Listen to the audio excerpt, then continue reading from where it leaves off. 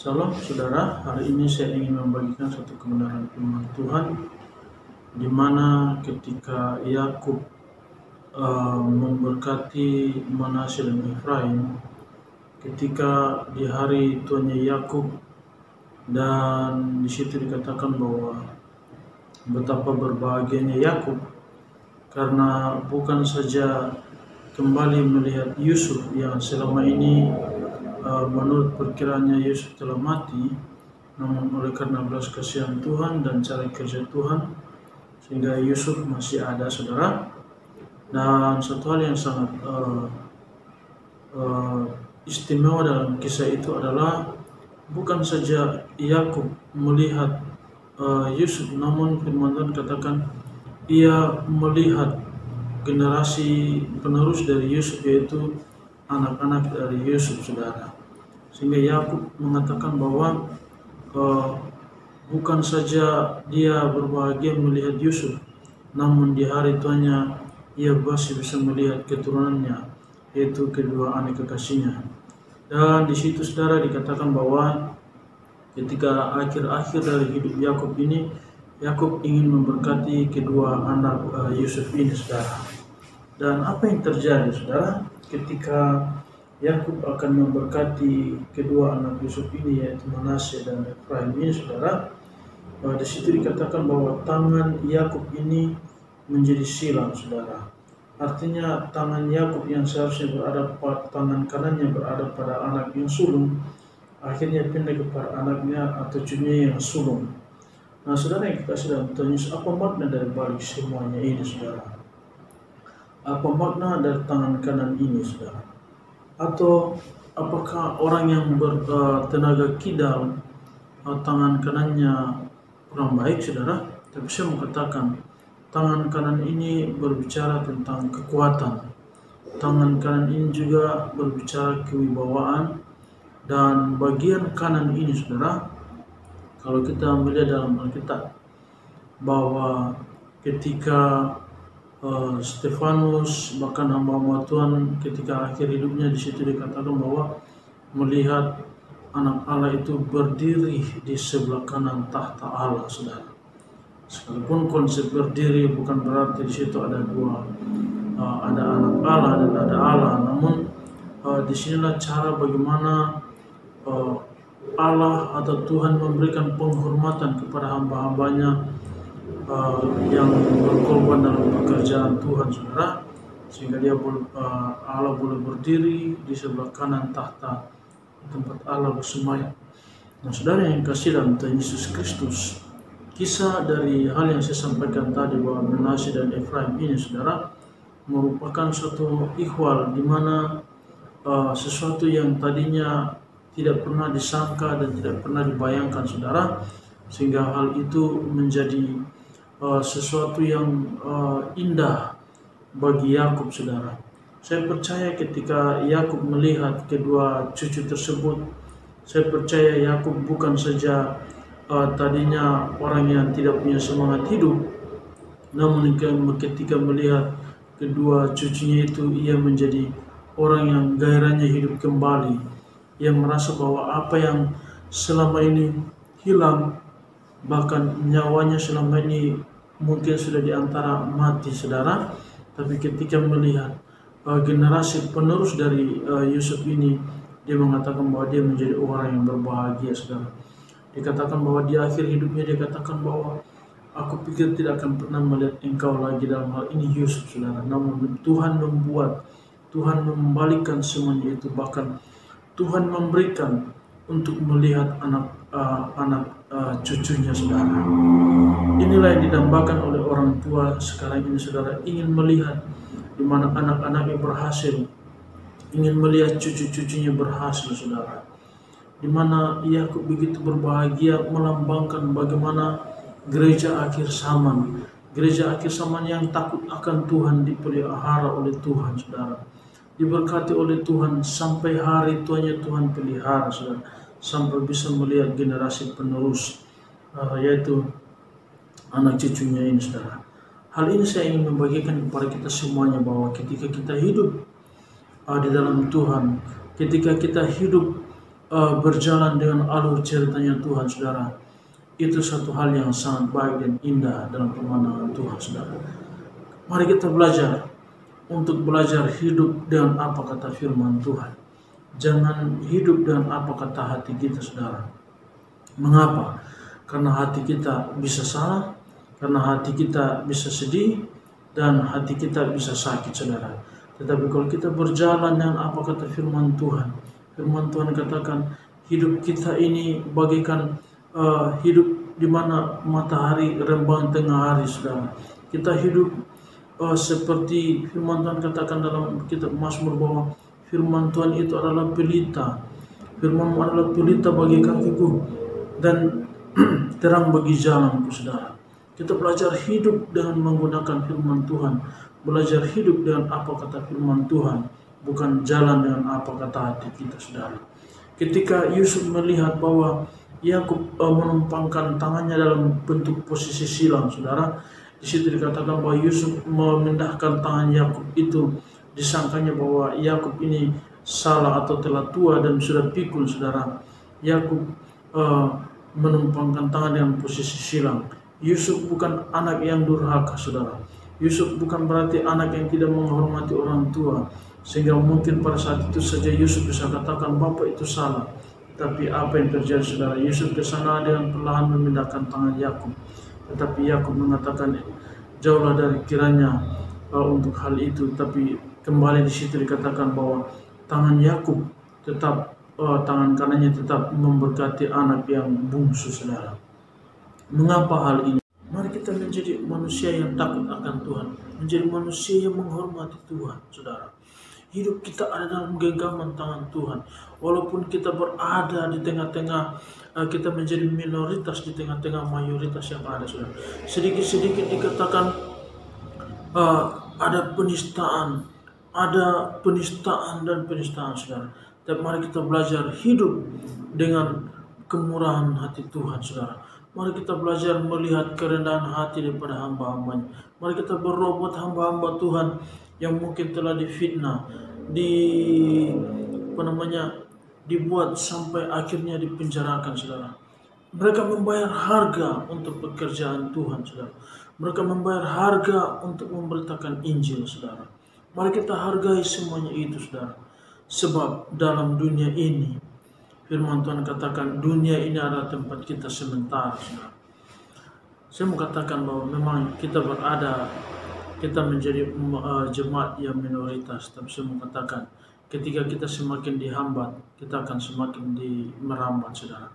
Seperti gereja mula-mula, mereka dihambat habis-habisan, mereka ditindas habis-habisan, saudara. Tapi apa yang terjadi? Mereka semakin merambat dan semakin berkembang sampai pada hari ini, saudara. Gereja tetap eksis dan gereja tetap berkembang. Di balik semuanya itu Tuhan mau supaya kita tetap berdiri di atas kebenaran firman Tuhan. Mari kita doakan hamba-hamba Tuhan yang membayar harga pemberitaan Injil, saudara. Bukan sebaliknya sesama hamba Tuhan saling menjatuhkan. Apalagi kalau ada hamba Tuhan yang tidak percaya dengan pekerjaan Roh Kudus. Saya mengatakan jangan pernah menghujat Roh Kudus, saudara. Hati-hati dengan hamba-hamba Tuhan lain yang menghujat Roh Kudus, yang mengatakan bahwa Roh Kudus tidak bekerja seperti itu. Apalagi sedang heboh-hebohnya salah satu hamba Tuhan yang baru lulus sekolah teologi dengan menghakimi hamba Tuhan lain, mengatakan bahwa itu nabi palsu. Itu tidak betul. Ditambah lagi dengan ada hamba-hamba Tuhan yang senior tapi otaknya tidak senior, saudara. Saya heran, rupanya di Kristen juga ada kadrun, saudara. Mari kita belajar untuk terus mencari kebenaran firman Tuhan dengan tetap berada paralel kebenaran firman Tuhan, saudara.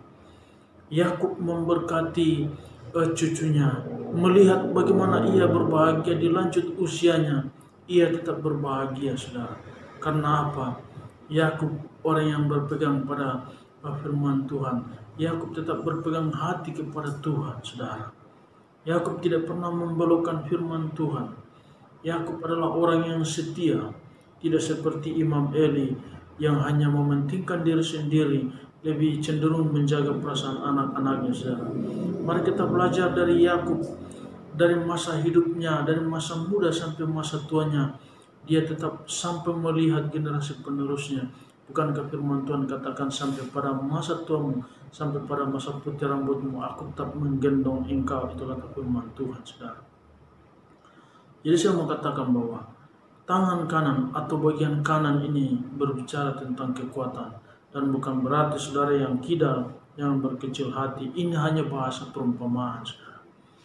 Kanan selalu berbicara tentang hal yang terhormat, saudara. Mari kita belajar untuk saling menghargai. Mari kita belajar untuk saling memberkati. Mari kita belajar untuk saling mengangkat, saudara. Hidup ini terus berjalan. Hidup ini akan terus berjalan di tengah-tengah dunia yang semakin bergelora, saudara. Kalau kita hanya memikirkan uang, maka kita seperti uang yang nilai kita tidak menentu, saudara.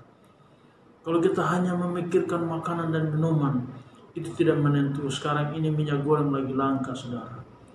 Membuat dunia gempar, membuat Indonesia gempar, sampai orang berbondong-bondong mencari minyak goreng, saudara. Ada oknum yang bermain di balik semuanya itu, saudara.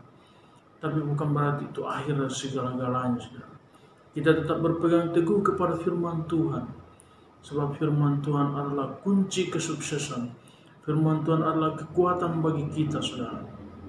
Injil adalah kekuatan Allah untuk menyelamatkan kita anak-anaknya, saudara. Mari kita belajar untuk berserah. Mari kita belajar untuk mencari hati Tuhan, saudara. Mari kita belajar untuk menyibukkan diri kita bersama dengan Tuhan, saudara.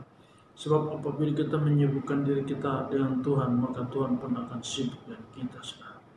Mari kita belajar menjadi orang Kristen sejati, saudara. Mari kita belajar menjadi orang Kristen yang terus mencari wajahnya Tuhan, saudara. Hidup ini harus berada di dalam genggaman tangan Tuhan yang kuat, saudara. Mari kita belajar untuk terus memberitakan firman Tuhan lewat perkataan, pikiran, dan perbuatan serta tingkah laku kita, saudara. Keadaan dunia akhir zaman tidak menentu, saudara. Mari kita belajar hanya untuk menyenangkan hati Tuhan, saudara. Dan saya mengatakan ketika Yakub memberkati Yusuf dan memberkati sampai melihat pada keturunan yaitu cucunya, saudara, Yakub menjadi orang yang masa hidupnya atau akhir hidupnya menjadi orang yang berbahagia, saudara. Karena apa? Melihat sampai kepada generasi penerusnya itu anak cucunya menjadi orang yang diberkati Tuhan, saudara. Balik cerita ini, saudara, mari kita belajar untuk terus menjadi orang tua yang takut akan Tuhan, menjadi anak-anak yang takut akan Tuhan, menjadi anak-anak yang terus mencari kebenaran firman Tuhan, menjadi anak-anak yang terus duduk merenungkan kasih karunia Tuhan. Sekali lagi saya mau katakan, jangan berjalan dengan apa kata hati, mari kita berjalan dengan apa kata firman Tuhan, saudara. Kita boleh berada di tengah-tengah dunia atau negara yang minoritas, saudara. Tapi saya mau katakan bahwa kekristenan bukan hanya persoalan agama, tapi kekristenan adalah berbicara tentang keselamatan, saudara. Kita belajar menjadi terang di tengah-tengah dunia ini. Kita belajar menjadi terang di negara ini, saudara. Kita belajar menjadi berkat di negara ini, saudara. Kalau ada orang meneriaki kita, berkata penistaan, berteriak kuar-kuar, memenjarakan hamba-hamba Tuhan yang lain hanya karena persoalan penistaan, saudara. Mari kita doakan. Firman Tuhan katakan, berdoalah di mana tempat aku membuang kamu. Berdoalah untuk kesejahteraan kota itu, saudara. Sebab kenyamanan, ketentraman kota itu adalah kenyamanan dan ketentraman kita untuk memuji Tuhan. Nah, saudara, saya kasih dalam Tuhan, saudara. Kita hidup menjadi berkat. Kita hidup untuk memberi buah. Firman Tuhan katakan, aku harus hidup untuk memberi buah. Bukan menjadi seorang hamba Tuhan yang saling menjatuhkan, menjadi hamba Tuhan yang saling menyerang seperti yang ada di sebelah, di YouTube sebelah, saudara. Sesama hamba Tuhan saling menjatuhkan, sesama hamba Tuhan saling menghakimi. Apalagi hamba Tuhan yang merasa doktor, merasa pintar sampai menghakimi bahwa kamu hanya S1. Saya mau katakan, saudara, persoalan surga bukan hanya sekedar sarjana, saudara. Persoalan surga bukan hanya karena persoalan gelar. Gelar yang saudara miliki tidak ada apa-apanya ketika kelak Tuhan datang. Karena ketika kita datang tidak membawa apa-apa, maka saudara pun akan pulang tidak akan membawa apa-apa. Saudara pulang ke surga tidak akan membawa sarjana atau gelar saudara, kalaupun saudara masuk surga. Tapi saya mau katakan, hati hamba itu yang Tuhan mau. Sebab firman Tuhan katakan, mari carilah wajah Tuhan, mari kita cari hati Tuhan, mari kita senangkan hati Tuhan, supaya mari kita berdoa untuk membujuk hati Tuhan, mari kita berdoa untuk mencari wajah Tuhan, supaya Tuhan menyendengkan telinganya kepada kita, saudara. Kita menjadi orang yang berbahagia ketika kita melakukan firman Tuhan, karena Tuhan tidak datang, tidak bertanya, sudah gelar apa yang kau miliki. Bukan berarti kita menjadi orang yang anti pendidikan, saudara. Pendidikan itu pendidikan itu perlu. Sebab firman Tuhan katakan umatku binasa karena tidak berpengetahuan, artinya tidak memiliki pengetahuan akan firman Tuhan. Kita perlu menggali firman Tuhan, perlu membandingkan, tetapi bukan berarti kita saling menjatuhkan sesama hamba Tuhan, saudara. Jalan hidup manusia Tuhan sudah tentukan. Firman Tuhan dalam kitab Yesaya bahwa Tuhan telah melukis jalan hidup kita di telapak tangannya, saudara. Kita menjadi orang yang berbahagia karena Tuhan sudah melukis jalan hidup kita di telapak tangannya, saudara. Bahkan ketika kita mengalami kejatuhan, ketika kita mengalami hal-hal yang tidak baik, saudara, ketika kita mengalami kejatuhan yang menurut pandangan orang, sampai orang menjauhi kita, saudara, firman Tuhan tetap menjamin hidup kita bahwa bulu yang patah terkulai takkan dipatahkannya, saudara. Bahkan sumbu yang telah pudar nyalanya takkan dipadamkannya, saudara. Tetapi firman Tuhan katakan dia akan menjadikannya indah, saudara. Hidup ini adalah kesempatan. Mari kita gunakan musim-musim ini untuk musim menuai, saudara. Musim untuk memberitakan firman Tuhan, musim untuk melayani Tuhan. Mari kita berikan yang terbaik untuk Tuhan, saudara. Sebab hidup ini adalah untuk memberi buah. Mari kita belajar menjadi orang Kristen yang takut akan Tuhan. Tuhan Yesus memberkati. Shalom.